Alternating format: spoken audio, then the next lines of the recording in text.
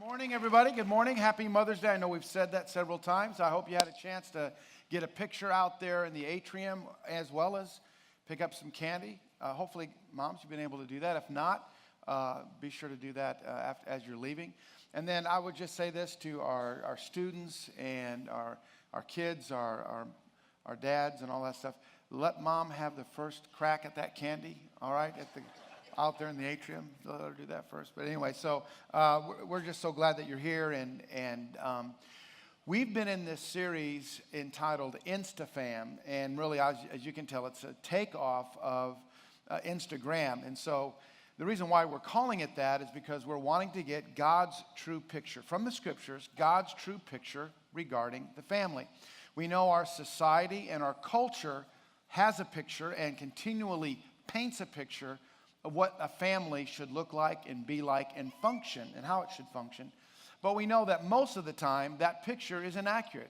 It's a different picture than what we see in the scriptures. And of course we know God created the family, created marriage. God knows what's best. He has a great plan for us. And so we're wanting to tap into God's wisdom regarding that. Now, last weekend when we kicked off the series, if you were not here, we talked about the ideal that Jesus introduced, this idea and this ideal family and how that family should function and, again, what that should look like. And we talked about the ideal, the difference between the ideal and the real. So here's this picture of the ideal that we see in the scriptures, and here's the real. This is what our families really look like. And then there's that awkward tension in between those 2 points. And last weekend we talked about how important it is for us to learn how to deal with that space in between where we find ourselves. Because if we can't get comfortable there with God's grace, knowing that there's no such thing as a perfect family, and there's really not any such thing as an ideal family, but as a result of that, there is the grace of God, the strength of God. And it is important for us to not erase the ideal to make ourselves feel better. Or in other words, not to change the rules or redefine God's picture of the family, but to embrace that ideal and hold that there because that's our target. We need to know where we're going. And if we erase the target, then we do get lost. Our society's trying to erase the target. It's trying to adjust it to fit the human condition. But we're discovering we need to hold on to that. And so the other thing that we talked about is that we realized that in the Old Testament, we really don't have a great example of a family unit. In other words, you can't go to the Old Testament and just kind of see this snapshot, this profile pic, so to speak, of the ideal family. We don't see that in the Old Testament. And actually, we really don't see that in the New Testament either. We don't see that clear, succinct picture. What we do see in the New Testament is we see God addressing each of the family members, each individual that makes up the family unit, and again, describes to us his goal, his desire for us as far as each family and how each member of the family, rather, and how we relate to each other. And so we saw that kind of in a summary last week, and I'd like for them to place that on the screen if we could. And let's just look at that summary again. Again, this is the scriptures addressing each member of the family. It says, husbands, love your wives. These are all taken from the Bible. Husbands, love your wives and be considerate. Wives, submit to your husbands. Children, obey your parents. And fathers, don't irritate your children. And so, as we were looking at this is really what God is saying. This is how we need to respond or how we need to relate to one another as a family. And so what we need to do is kind of go from there this morning. And what I'd like for us to do is I want us to take a look at a very practical application that comes from another introduction of Jesus, where he again steps in and redefines the family, redefines how we relate to one another. And so for us to really get really to understand that, I want us to focus in on one of those summary points. Now, I know this being Mother's Day, this could be navigating in some dangerous waters.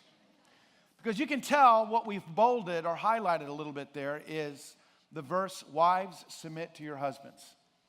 It goes on to say, actually the verse says, wives, submit to your husbands as unto the Lord, or in reverence to God. So there's this attachment to a wife's relationship to the Lord, and that being the thing that really dictates and governs how she relates to her husband. And so that's really what it means. Wives, submit to your husbands as unto the Lord. So in other words, allow the Lord, allow God, allow him to influence you, wives, in the way that you respond or relate to your husbands. So, and that's a verse, I mean, there's probably a handful of verses in the scriptures that many of us know, even those who don't maybe attend church on a regular basis, or who don't consider themselves to be Christ followers. There's several verses, or a handful, that folks know. This is one of them. Wives, submit to your husband. It's amazing to me how familiar this verse is to just about every man in the whole world. It seems like, even the guys that don't read their Bibles very much, they know this verse. Matter of fact, in the years that Bonnie and I have been pastoring and been in the ministry, I've had husbands come to me, and they're frustrated with their relationship with their wives, and they'll actually point this verse out to me. They'll crack open their Bible and bring their Bible to the office and say, Pastor, look, here's what it says in Ephesians. Isn't this the Bible? Isn't it? She's supposed to submit to me. Help me. I've had that happen. Here's a good response to that would be, well, sir, who is that verse referring to? Who is it directed to? It says, wives, submit to your husbands. So that verse is actually directed to the wives. So a great response would be, why don't you just focus on the verses that are directed to you and let your wife focus on the verses directed to her? Because there's a whole bunch of other verses directed to husbands that says, husbands, love your wives like Christ loved the church. Don't be harsh to them. Thank you, thank you. That was my little Mother's Day gift. That was my little Mother's Day gift to you. So here we have this verse here, but this is just this verse, and the reason why I chose it is because it is so familiar, and it has a little bit of, tension there attached to it. But this verse is just one application of an idea, a concept, a truth that Jesus introduces that once again is massively revolutionary, all right? There's really hardly any point of reference or context for this. But Jesus comes in and he sets this new standard. He defines and actually redefines how we're to relate to each other. And particularly even in the area of families, how we're to relate to one another, because that's what it's talking about. Wives, submit to your husbands. But this is verse 22, Ephesians 5, verse 22. For us to really understand what Jesus is saying and what the scriptures are saying and really get all of this in context so we can really understand what's happening here, we need to go to the previous verse, which would be verse 21. And that verse reads this, submitting to one another, again, in the fear of God. So once again, just like we see in the verse with wives, we see that the scriptures are saying, wives, allow your relationship with the Lord to influence the way that you relate to your husband. We go one verse above that, verse 21, submitting to one another in the fear of the Lord. Once again, it's saying, allow God, your relationship with the Lord, to influence the way you relate to one another. And here's what that needs to look like. You need to submit to one another. Now see, isn't it interesting that that verse is before verse 22? Everyone submit to each other in this family relationship as unto in the fear of the Lord. And then, of course, in the context right after that says, wives, submit to your husbands. So this doesn't eliminate, this idea of submitting to one another, this does not eliminate the role that a parent has with a child and leading the child. This doesn't affect the role that a husband has and the responsibility that he has to lead his family, not dominate his family, not dictate or act like a dictator towards his family, but lovingly lead his family. It doesn't erase that. What it does do is it begins to introduce to us, or it shows us this standard that Jesus establishes that I am convinced has a practical application that I'm going to share with you. That if we will embrace this, we will see the DNA of our family radically change. So again, this idea of submitting to one another. Let's illustrate this a little bit further from a passage of scripture in Mark chapter 10. Now there's several examples of this that we see in the Bible. and even in the ministry of Jesus, this is one that I think is really, really very clear and easy for us to grasp. Mark chapter 10 starts in verse 41. Now, even though that verse is on the screen there, and it'll stay there for a moment, and then as you're turning there, let me just, we have to get a little bit of background into the verses we're going to jump into in a few moments. So here's what's happening. Mark chapter 10. Jesus is off praying, and while he's praying, a father brings his son who's affected or possessed by a demon which torments the child. He brings this child to the disciples and asks them to pray and to deliver this child from this demonic activity, okay? And so the disciples are unable to do this. Nothing happens. They try, but nothing happens. So Jesus comes down after praying. He sees all the drama going on. He asks, hey, what's happening? The father shares with Jesus what I just shared with you. The disciples, I came to them. My son's got this issue. They weren't able to pray and deliver him. And so Jesus spoke a word, delivered the child. It was powerful, miraculous. Then he explained to the disciples. They said, well, why couldn't we do this? He said, well, this only comes out, or this only happens, this kind of power you see in your prayers as a result of prayer and fasting.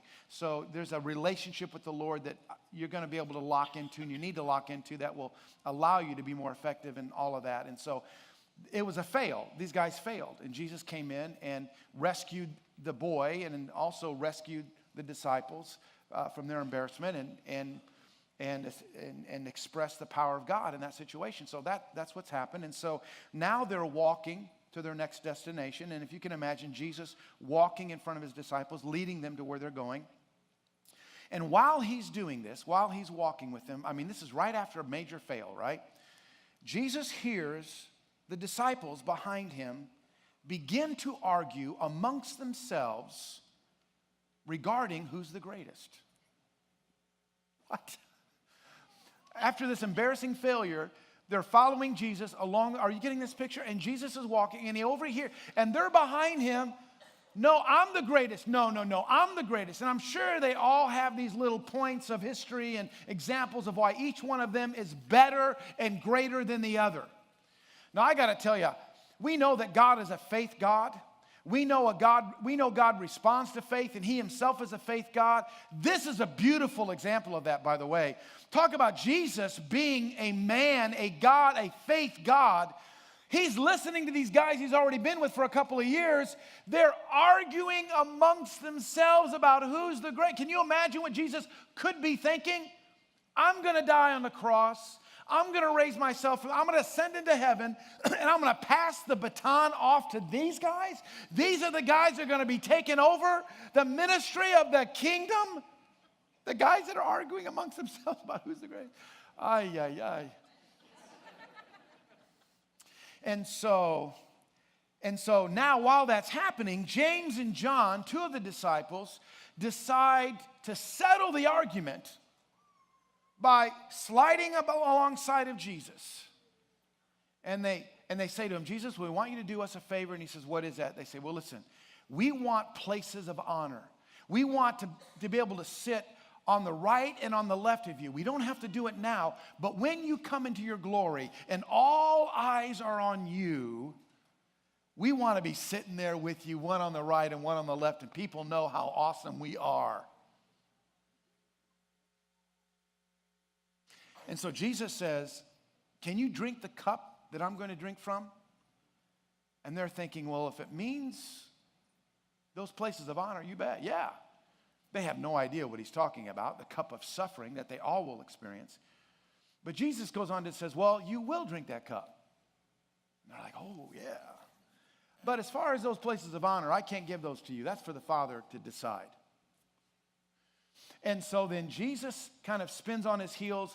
He gathers the disciples together with him, and this is what we see here. When the 10 other disciples heard what James and John had asked, it says they were indignant. One translation says they were angry.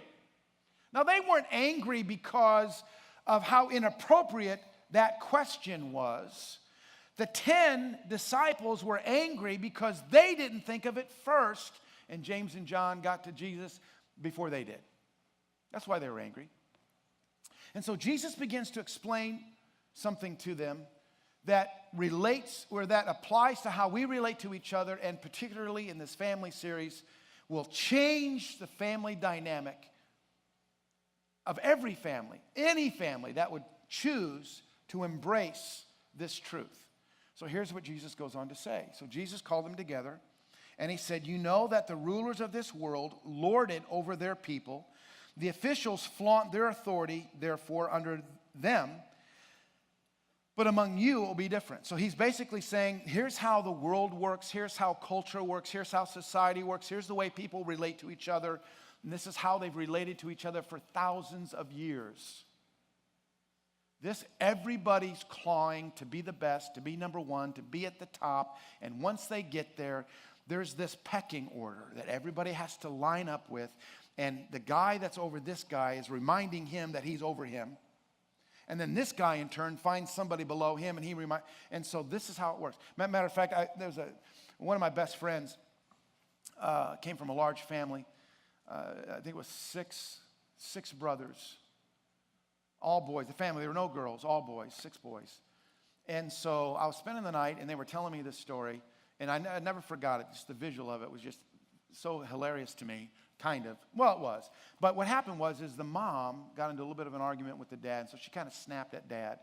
And dad felt bad about that, and he was kind of frustrated. So this all happened in a period of like minutes. So dad turned around and snapped at the oldest brother. Now this started this domino effect right now.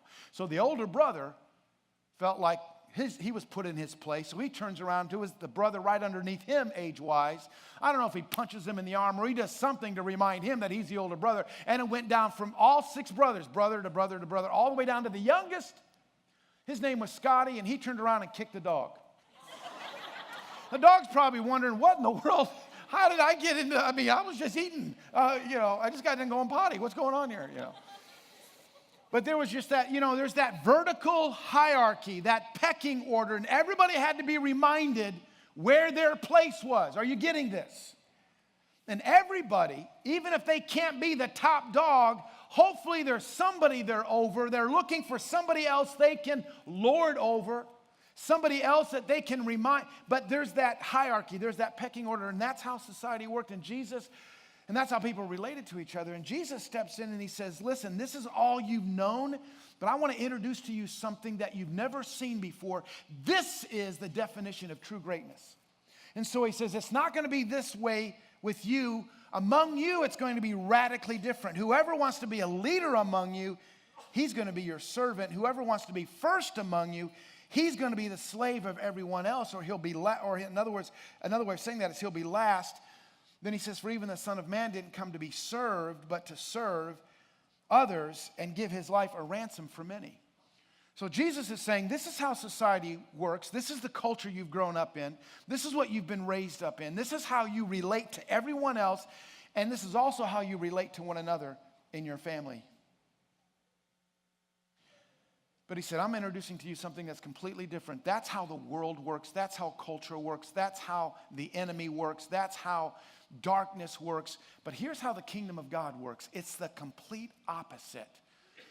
The first is the last, and the greatest is the servant of all. So in other words, the measure of a man or a woman's worth is not determined by how many people they have serving them, but instead, the measure of a man or a woman is established or determined by who they are serving. It's the servant who is the greatest, not the one being served. And then Jesus says, look, if anybody could justify being served, it would be the Son of Man, the creator of all that is, the first and the last, the Alpha and the Omega, the one that holds everything together, the creator of the universe, the God himself in the flesh. So if anyone could justify being served, it would be the Son of Man. But he says even the Son of Man didn't come to be served, but to serve and give his life a ransom for many. Now, what Jesus basically introduced was a definition of not only just greatness, but he introduced a definition of love for the first time. And for the first time, love now is being defined not in terms of affection, not emotion, not sentiment, but now love is being defined in terms of action. And that action isn't vague. That action actually is sacrifice or serving. That is how God's love is defined. That's what it looks like. That's how it acts. That's the concrete, tangible expression. That's how we know when the love of God is on the scene. Not emotion, though there can be emotion, but not ultimately emotion, not sentiment, not affection, but ultimately God's love is defined in terms of action, decision, choice, and that action is an action or a choice of servanthood. The Son of Man came to not be served, but to serve. And here's what that really looks like: to sacrificially give his life a ransom for many. That's what love looks like.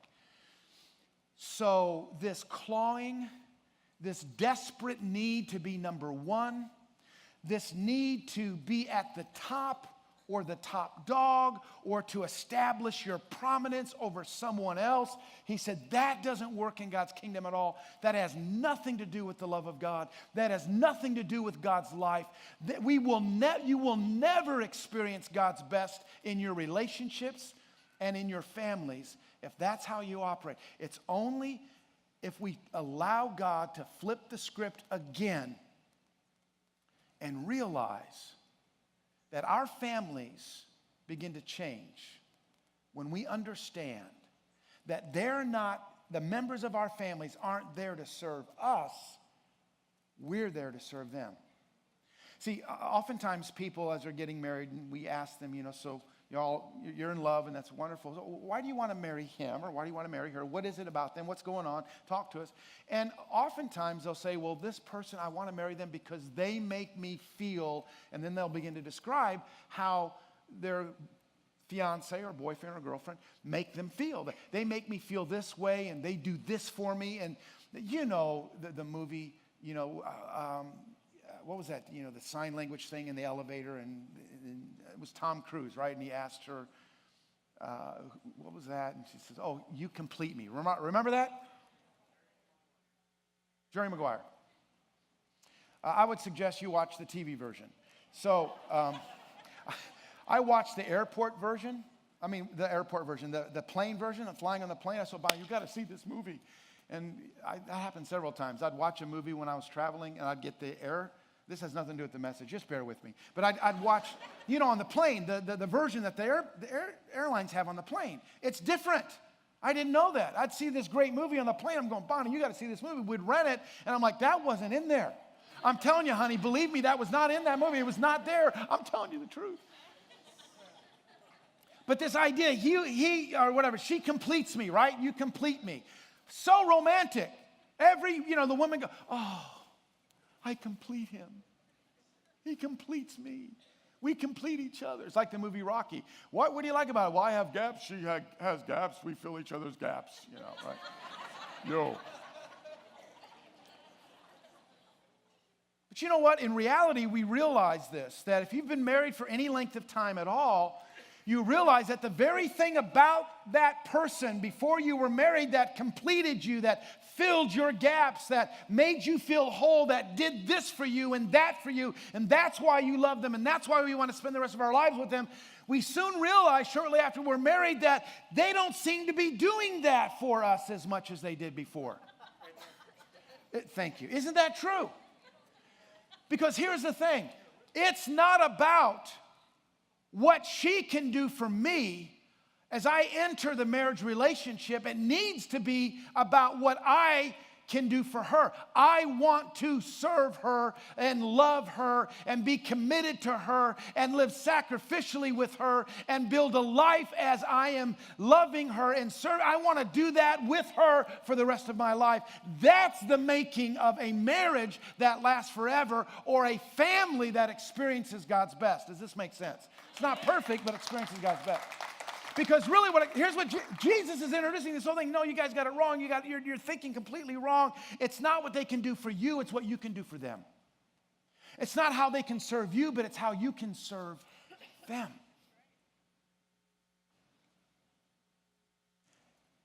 Because that is the practical application. That's the practical expression of the love of God, God's love. And that's the very thing. So here's how we can practically apply that, or here's how that does practically apply within our family relationships. When we realize that that our family is not there to serve us, we're there to serve them. And so how can we practically apply that? How can we do that? What kind of handles can we get with that? How can we take this truth, put it in our pocket, apply it tomorrow, this afternoon even, in our families? How can we do that? Well, we take this idea, this concept that Jesus introduces, this standard that he introduces that's never been there before, that really is an expression of the love of God. And he says, here's what this looks like. Here's how this can be applied. Because basically what you're saying is, I'm here not only to serve you, but I'm here to leverage all that I have and all that I am to give to you. So here's, I think, a question that can be posed that each family member can ask that ushers in the love of God, changes the family dynamic, and that is this. What can I do to help you? How can I serve you? What can I do? How can I take what I have, my strength, my influence, my energy, my time, whatever it is, what can I do? How can I leverage what I have to make your life better right now? What can I do to make your day better? How can I help you today? I know that may seem right now like, wow, you built all of this up for that question, like that's real. I'm telling you, that is life-changing. Let me illustrate how life-changing that can be. Those of you that have teenagers, can you imagine if your teenager came downstairs, walked into the kitchen, looked you in the eye and said, Mom and Dad, I just went up there praying. And I just felt led to come down and I just what can I do to help you tonight? You don't think that's life? Think about that. Right. So then after you pick yourself up off the floor as a parent, because you just passed out, after you've come to, and then they ask you, I'm illustrating how powerful that, right, everybody? Powerful.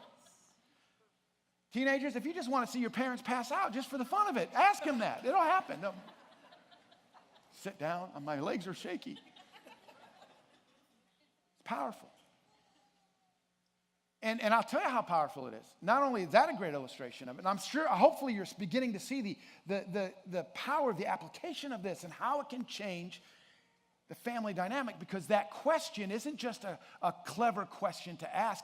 That question ushers in a tangible expression of the sacrificial, unconditional, servant expressed love of God in our families. What can I do to help you? I'm here to serve you. I love you. Right? But here's another example. You want to know, again, if I need to just kind of stress how powerful this question really can be. I'll show you how, again, it's illustrated another way how powerful this question is. And that is, it's a question that most men are scared of. Most men are afraid to ask that question. There was a book written, I know some of you have read this book, The 5 Love Languages, and I think Dr. Gary Chapman, and in there somewhere, there's this question that husbands are challenged to ask their wives. You know, we find out what their love language is, and we communicate to our spouses or our children in their love language. And then there's this question that they challenge you to ask your spouse in particular. How's your love tank? Is it full? Is it empty? Is there anything? And when I first heard that, and I was being challenged to ask Bonnie that, I'm thinking, I don't want to ask that. Here's why, as men, we're so afraid to ask that. This is a great illustration of it right there. Because we feel that the moment we ask that question, we're going to experience a tidal wave, a tsunami of response, that everything that she's been thinking, wanting you to do for years, we've now opened the door for this tidal wave of response, right? What can I do for you? She pulls out this scroll. I'm so glad. I've been waiting for 10 years for you to ask me this. Let's start. You may want to sit down. This is going to take a while. Let's start with number one. This is what we're, in our minds, this is what we're afraid of. It's true. Don't look at me like that. It's true. We know it's true. We need to go ahead and ask that question, though. We will get through the list. Now, gals, don't expect him to get through it all in one afternoon. Let him pace himself. He's out of shape with this. Right? Eventually, that list will get shorter and shorter, and then we'll be able to keep up with it. But my point is, and, all kidding aside, is I'm just illustrating the power of that question. Because it really is, as I said a moment ago, it really is an expression, a tangible expression of the love of God. Because when you and I ask each other that question, if that's how we're relating to one another, what's happening? The moment we ask that question, we're opening the door for the divine to walk in. We're opening the door for the love of God to begin to rule. And can you imagine a husband and a wife arguing? Maybe they're in conflict. Maybe it's not super intense, but there's a disagreement, and they can see this thing's going south. It's kind of getting to that place where it might get a little bit more intense than they both want it to. And one of them has a presence of mind to say, listen, I know we disagree. I know this is going south right now. I know that we're not on the same page on this, but I do want to know this. I want to know, what can I do to better understand what you're saying? Maybe I'm missing something here, but what can I do to help in this situation? And I'm telling you, the moment somebody is bold enough to ask that question, that changes the atmosphere in that home at that moment. The door is opened up. The divine walks in. The power of the love of God, the same love of God that saved us, that redeemed us, the same love of God that holds our lives together, the same love of God that gives us hope when everything seems hopeless, the same love of God that was expressed by Jesus when he went to the cross, became our sin, paid the penalty of our sin, which was death, then was raised from the dead, destroying the power of death, gave us the same love of God that cannot separate us from God at all, neither death nor life, angels nor demons, principalities or power. That same love of God is invited in to our lives the moment we ask that question. We give the love of God permission to step in. And it really is that practical. It really is that powerful.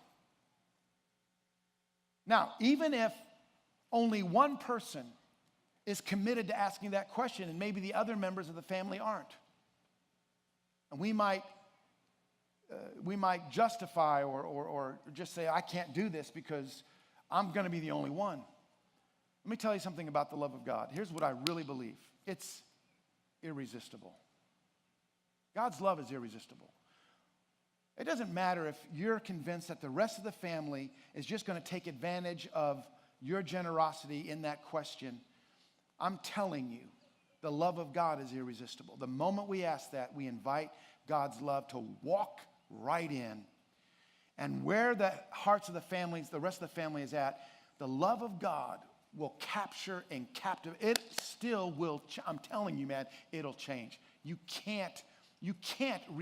cannot resist an expression of God's love. His love is too powerful. It's that question and inviting the love of God in. That's the thing that the devil doesn't have any strategy against. The enemy can't do anything with that. Once we ask that question, he is completely disarmed. He has nowhere to go. He has no place. He is frozen out. He's body blocked. The devil has no power over the love of God. That's why it says it's the love of God that keeps us secure in God. That there's not enough demons in hell to separate us from what? The love of God. There's not enough devils in hell to separate a husband and a wife and parents from children. There's not enough devils in hell to separate families that are held together by God's love. Invite his love in by asking, what can I do to help you? So when you came in, there's these little handouts here. And you don't have to take this home. There's not going to be a test. I'm not going to ask you next week. We're going to talk about conflict next week. And we all have conflict, right? Isn't that true? And let me just say this about conflict. Conflict is inevitable, but combat is optional. So we're going to learn about how to handle conflict next weekend. But for the last few moments here, I'm just going to ask you to take this home. There's some discussion questions that you can use in the dialogue with your spouse, if you're empty nesters or if you don't have children, or you can gather the family around the kitchen table and talk through these, and I'm sure you'll have some great discussions from that. But this is just to kind of help us practically apply this beautiful, powerful principle. Let me just close with this, and in a few moments I'm going to pray for you, and as I do, the prayer teams are going to come up. And when they do come up, I want you to know this, that if you came here carrying something heavy, maybe you're dealing with some stuff in your family, maybe it's not a family issue, maybe it's another personal issue. That's why the prayer team folks are up here. And when we dismiss the service, they stay here so that you can have somebody come alongside of you if you want that, and to help you carry and shoulder this burden in prayer with someone else. And that's why these folks are here. But let me just close. I think this will kind of put a bow on it for us this morning. Around the turn of the century, there were 2 paddle boats. When I mean paddle boats, I'm not talking about the kind of paddle boats that you power with your feet. You paddle. I'm talking about actual little ships, little paddle boats that are powered by burning coal. Turn of the century, around the 1900s. They're on the Mississippi River, and they're traveling to a destination, and both paddle boats, both ships are carrying cargo that they are supposed to and need to deliver to said destination. So here they are, and it's the Mississippi River. They're close enough. They can see each other. Not only that, they can hear each other. So, the guys on the boat, on each boat, they're kind of side by side, right, at this point. And so, there's some conversation that happens, and the guys begin to dog each other, and challenges are made. And before you know it, they're in a race to figure out who can get to the destination first. And so as they're speeding up, they're shoveling coal quicker to keep the speed up, to fuel the ship. And what they quickly discovered was they had enough coal for the trip in and of itself, but not enough coal for them to race to their destination. They're burning more coal than they should. They're running out. And so one of the deckhands had the brilliant idea. Now this paddle boat, this ship was trailing behind. They had to win. They had to win. So he had this idea of burning some of the cargo in substitution to the coal. So they started burning the cargo, and they discovered the cargo burned as well as the coal. And so they just lost their minds, and they started throwing all the cargo that they were supposed to be carrying. And of course, it just lit up the engines. They actually did pass the other ship, and they actually got to the destination first. But they had no cargo left. And I believe what Jesus is saying to us in Mark chapter 10 is in oftentimes our pursuit to be first in our families, to always be right in our families, to always have the final say in to always be first in our families, we end up losing along the way the precious cargo of the rest of our family members. Jesus says you can be first, but you'll be last. You're going to lose everything in the process. We don't want to do that, right? So, Father, thank you so much for just who you are in our lives and the example that you've shown us. God in the flesh, not coming to be served, but to serve. And Jesus, we thank you for that standard. We thank you for that truth. We thank you for the power that we find in the love of God. Not only in the way that it affects our relationship with you, but the way your love is able to define and determine our relationships with others, especially our family members. And so, Father, today we choose to pick up that mantle, so to speak, of servanthood, and realize that our family's not there to serve us. We're there to serve them. And So, Father, we thank you for the miracles that take place between a husband and a wife, between parents and children, between family members, when we choose to serve rather than to be served. We thank you for it. In Jesus' mighty name we pray. And everybody said, can we thank God for his word one more time? Great job, guys. Thank you for your patience. Moms, we love you. Have a great rest of the day. Give somebody a high five. We'll see you next week.